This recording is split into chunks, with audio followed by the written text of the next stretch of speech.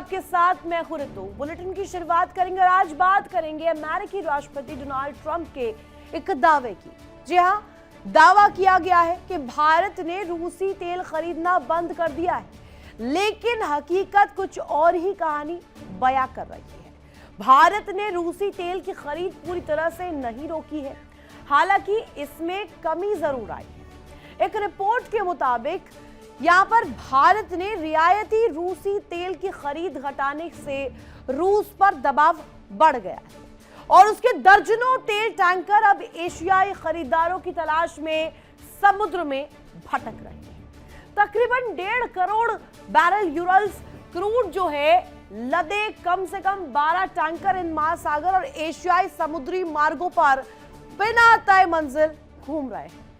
चीन ने कुछ खरीद बढ़ाई है, लेकिन वैश्विक बाजार में सप्लाई ज्यादा होने से रूस के लिए नए खरीदार जो योजना है इसको खोजना, नए खरीदार सामने लाना ये आसान नहीं है। और इसी बीच कुछ टैंकरों की हालत चिंताजनक है, जहां महीनों से फंसे क्रूड को खाने पीने तक की कमी झेलनी पड़ रही है। और साथ ही साथ आपको बता दें, सवाल ये उठता है कि क्या बदलती वैश्विक राजनीति के बीच तेल का ये खेल अब समुद्र में नई चुनौती बनता जा रहा है। और पूरा माजरा क्या है, अब जरा सिलसिलेवार तरीके से आपको समझाते हैं, डिटेल देते हैं किस तरीके से यहाँ पर जो इंफॉर्मेशन है वो निकलकर सामने आ रही है। क्या है ये पूरा माजरा, ट्रंप का दावा बनाम हकीकत क्या है। भारत ने रूसी तेल खरीद रोकी है, ये ट्रंप की तरफ से बड़ा दावा किया गया। और साथ ही साथ खरीद पूरी तरीके से बंद नहीं की है, ये भी कहा गया कि सिर्फ रोकी है, पूरी तरीके से इस पर फुल स्टॉप नहीं लगा है। ये देखिए, जनवरी की बात करें, आयात 12 लाख बैरल प्रतिदिन की गई। साथ ही साथ 2024 के मिड में 20 लाख बैरल प्रतिदिन खरीद थी। इसके बाद एक और डिटेल आपके सामने यहाँ पर रखते हैं। ट्रंप का जो ये दावा है इसके बनाम हकीकत हम क्यों कह रहे हैं। 12+ टैंकर जो है एशिया के समुद्री मार्गों पर इस वक्त लगातार चक्कर काट रही है, बिना डेस्टिनेशन के, बिना किसी नतीजे के, बिना किसी मंजिल के। अब समझिएगा कि यूरल ग्रेड कच्चा तेल जो है वो साफ तौर पर यहाँ पर क्लियर निकल कर सामने आ रहा है और संभावित खरीदार जो है इसके चीन और इंडोनेशिया है। साथ ही साथ आपको बता दें कि जो ये 1.5 करोड़ बैरल का इंतजार जो है, इंतजार खत्म कब होगा, कब इस पर ब्रेक लगेगा और कौन खरीदार सामने आएगा। अब देखिए, समंदर में फंसे नाविक जो है महीनों से उन्हें वेतन नहीं मिला है, समस्याएं अपार है, 2-4 हो रहे हैं लगातार इन समस्याओं से, महीनों से वेतन नहीं मिला है, पैसे नहीं मिले, खाने पीने की कमी है। साथ ही साथ आपको बता दें, समंदर में ये जो नाविक है ये लगातार बड़े आरोप भी लगा रहे हैं। आरोप ये कि खाने पीने भी नहीं दिया जा रहा है, उसकी भी कमी है। ITF ने हस्तक्षेप किया है। साथ ही साथ आपको बता दें, पूरी डिटेल्स जो सामने आ रही है उसमें साफ तौर पर यह क्लियर होता है कि समुद्र में फंसे ये जो रूसी तेल है वो क्यों इस वक्त जो है निकल कर बात सामने आ रही है। और समुद्र में फंसा रूसी तेल, 1.5 करोड़ बैरल का इंतजार और 12+ टैंकर एशिया के समुद्री मार्गों पर इस वक्त बताए जा रहे हैं, जो कि बिना डेस्टिनेशन के घूम रहे हैं। समंदर में फंसे ये नाविक महीनों से वेतन का इंतजार कर रहे हैं, पैसे भी नहीं मिल रहे हैं। करेंगे इसी पर बड़ी चर्चा, खास मेहमान हमारे साथ कनेक्ट होंगे, एक बड़ा पैनल हमारे साथ जुड़ेगा जिनसे हम जानेंगे कि आखिर ये जो मंशा है इसके पीछे की वजह क्या है। समंदर में भटकते टैंकर, इनका मतलब क्या है। सबसे पहले तारुफ आपका करवा दूं मेरे मेहमानों से, कर्नल TP त्यागी रक्षा विशेषज्ञ और साथ ही साथ मेजर विराट मिश्रा रक्षा विशेषज्ञ, रवि अरोरा विदेशी मामलों के जानकार हमारे साथ कनेक्ट हैं। सबसे पहला सवाल मेरा त्यागी सर आप ही से रहेगा। वही गुड मॉर्निंग सर। और सवाल ये है कि चीन की एंट्री से समीकरण बदलने वाले हैं, क्वेश्चन मार्क, ये सवाल बहुत बड़ा है। और जो टैंकर घूम रहे हैं बिना डेस्टिनेशन के, उनका क्या होगा सर। वो कह रहे हैं खाने के लिए नहीं है, पीने के लिए नहीं है, पैसा नहीं दे रहे हैं, सैलरी नहीं मिल रही है। देखिए, एक शिप का उदाहरण सामने आया था जिसमें वहां के क्रू के पास खाने पीने का सामान नहीं था, उसका इंतजाम कर दिया गया है। और कितने टैंकर है, 1.2 करोड़ बैरल आपने बताया। हिंदुस्तान जब रशिया से कोरोना के समय में और बल्कि 2024 तक जो तेल खरीदता रहा है वो 20 लाख बैरल प्रतिदिन था। यानी कि हमारे 5 दिन की रिक्वायरमेंट या 6 दिन की रिक्वायरमेंट में जितना तेल था उतना तेल फंसा हुआ है। यानी कि कोई बहुत बड़ी इमरजेंसी नहीं है।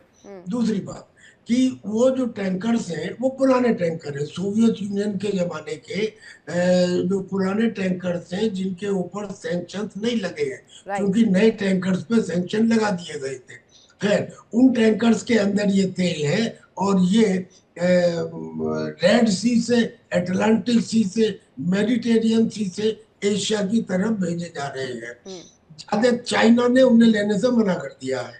ज्यादातर उनका डेस्टिनेशन जो है वो सिंगापुर है, लेकिन डेस्टिनेशन बदला भी जा रहा है और बदला भी जा रहा है। ये बात समझने की है कि वो बदला जा रहा है तो वो कहाँ जा रहा होगा। और आप इसमें समझ सकते भारत हैं। की तेल डिप्लोमेसी क्या कहती है सर? वो तेल नीति जो भारत की है, ट्रम्प उससे आए बड़ा थे, अमेरिका आया था, टैरिफ लगाया कि आपने ज्यादा तेल रूस से खरीदा, अगर आप ऐसे कंटिन्यू करेंगे तो टैरिफ वॉर रहेगी ऐसी। ये तो रूल ये कहने को कोई कुछ भी कहता रहे, लेकिन जो अकलमंद आदमी है वो लॉजिक और रीजन से चलेगा। हमारा क्या कोई रशिया से करार था कि हम तेल खरीदेंगे? हम तो खरीदते ही नहीं थे। हमारा रशिया से जो तेल का व्यापार था वो ज्यादा से ज्यादा 4 या 5% था। बाकी तो हम इराक से और दूसरे देशों से खरीदते थे, वेनेजुला से खरीदते थे हम तेल। राइट। लेकिन जब रूस और यूक्रेन का युद्ध शुरू हुआ उसके बाद में रशिया ने हमें डिस्काउंट दिया, और कोई छोटा मोटा डिस्काउंट नहीं दी। एक बैरल पे करीब करीब 1800 रुपए का डिस्काउंट। अब अगर हमें कहीं से फायदा हो रहा है तो क्या हम वहां से तेल ना खरीदें? रशिया की जगह कोई दूसरी कंट्री होती हम उससे भी खरीदते। भाई, हम वेनेजुला से भी पहले खरीदते थे। अमेरिका अगर जा रहा है पाकिस्तान में और कह रहा है कि मुझे रेकोडिक माइन दे दो, किस लिए जा रहा है? इसलिए ना कि उसे फायदा हो। तो हम अपने फायदे में ना सोचे। लिहाजा जब रशिया इतना भारी डिस्काउंट दे रहा था तो हमने खरीदना शुरू किया। यहाँ तक कि 2024 में हम 20 लाख बैरल प्रतिदिन उनसे लेते रहे। लेकिन अब रशिया ने डिस्काउंट कम कर दिया। जो डिस्काउंट 800 1800 रुपए था प्रति बैरल, अब वो घट के 2 या 3 या 5 डॉलर इतना कुछ रह गया। अब हम ये ढूंढेंगे कि हमको दूसरा कहाँ से अच्छा बढ़िया सौदा मिल सकता है, तो वहां से खरीदेंगे। तो ये जो लोग चिल्ला रहे हैं कि साहब अमेरिका के प्रेशर में आके कर दिया, अमेरिका के प्रेशर में आके नहीं, अपने देश की रिक्वायरमेंट को देखते हुए हमने ऐसा किया है। और दूसरी बात, दरअसल में रशिया से जो तेल निकलता है वो 2 तरह का है। एक तो है हाई सल्फर कंटेंट वाला, और एक है लो सल्फर कंटेंट वाला। हाई सल्फर कंटेंट वाले को हैवी बोलते हैं, और एक उसका नाम है कोई जुगाड़ करके वो तेल है। और जो लो सल्फर कंटेंट वाला है उसे सोकोल मिलते हैं। जो चाइना है वो ज्यादातर लाइट ग्रेड वाला सोकोल क्रूड ऑयल लेता है रशिया से, और हम ज्यादातर जो रशिया से लेते थे वो हैवी हाई सल्फर कंटेंट वाला लेते थे।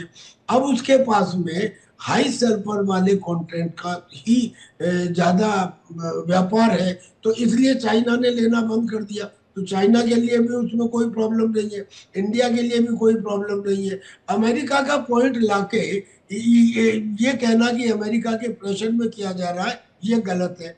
अब लास्ट पॉइंट, अब चूंकि रशिया ने डिस्काउंट देना बेनता कम कर दिया, तो अब अगर वेनेजुला से हमको कंपैरेटिवली, जिससे हम पहले भी खरीदते रहे हैं, पहले भी उससे हम करीब 8 या 9 लाख बैरल क्रूड ऑयल प्रतिदिन खरीदते थे, तो अब हम हो सकता है कि वेनेजुला से खरीद लें, अमेरिका से भी खरीद लें, रशिया का कम कर दे।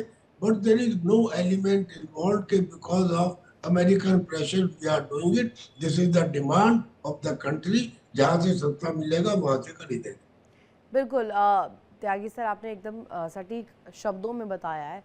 मेजर विराट मिश्रा भी कनेक्ट है, रवि अरोड़ा भी कनेक्ट है। रवि जी, हम देखते हैं कि सारा जो अगर कहा डिप्लोमेसी कहा जाए, पूरी दुनिया की डिप्लोमेसी इस वक्त हम कहा जाए उसका एक बहुत वाइटल पार्ट है तेल।